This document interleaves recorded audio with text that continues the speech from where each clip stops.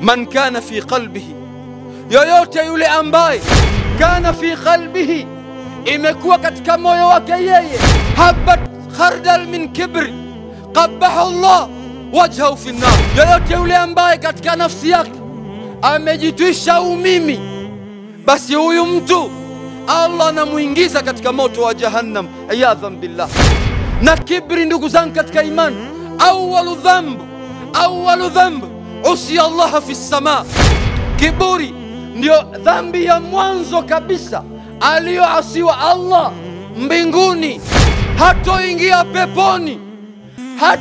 peponi kabisa, vile atakavyokuwa, vile atakavyoishi yule ambaye katika moyo wake kuna chembe ndogo kiasi cha uzito wa tembe ya khardal, ambayo ana kiburi katika nafsi yake. Masahaba wakashtuka sana, ni jambo zito, ni amali ambayo yenye kufichikana katika moyo wa Muislamu.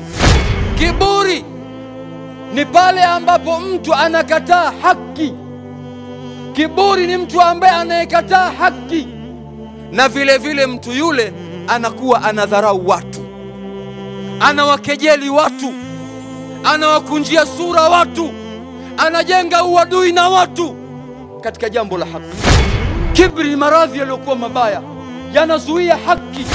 Mtume Muhammad sallallahu alaihi wasallam anasema, la tahqiranna min al-ma'ruf shay'a, usidharau wema wa aina yote, walau antalqa akhaka biwajhi tariq. Hata kutana muislamu mwenzio uso umeukunjua, uso wa bashasha. Hii ni kuonyesha kwamba mtu asiwe ana maradhi ya nafsi yake katika moyo, akaumbwa akawa na kiburi. Nafsi ikifikwa na mauti, ikaona hali iliyopo, itasema ole wangu mimi kwa hali niliyokuwa nayo, kwa fitna nilizokuwa nazo, kwa matatizo niliyosababisha umma huu mpaka damu zikamwagika. Ole wangu leo kwa hali kama hii, na kwenda kwa Allah, Allah akiwa amenighadhibikia, ndio kwenye hali ya namna gani? Kiburi kinamfanya mtu asione haki. Anaweza akaambiwa hii ni maiki, akasema huu ni muhogo. Wa yawma alqiyama tara alladhina kadhabu ala Allahi wujuhahum muswadda.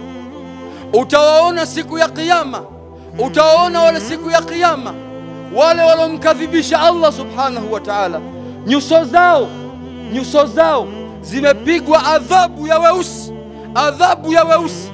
Kisha Allah anasema, alaysa fi jahannam mathalul mutakabbirin. Haikuwa hiyo jahannam ndio mafikio kwa wale watu ambao, au taqulu anna Allah hadani lakuntu minal muttaqin. Au itafikia mahala katika sakarati al-maut anasema, lau kama Mola wangu angeliniongoza leo, akanipa hidayah, akanipa taufiki, leo nikawa miongoni mwa waja waliokuwa wema, waliokuwa wacha Mungu, wenye kufaulu katika maisha haya.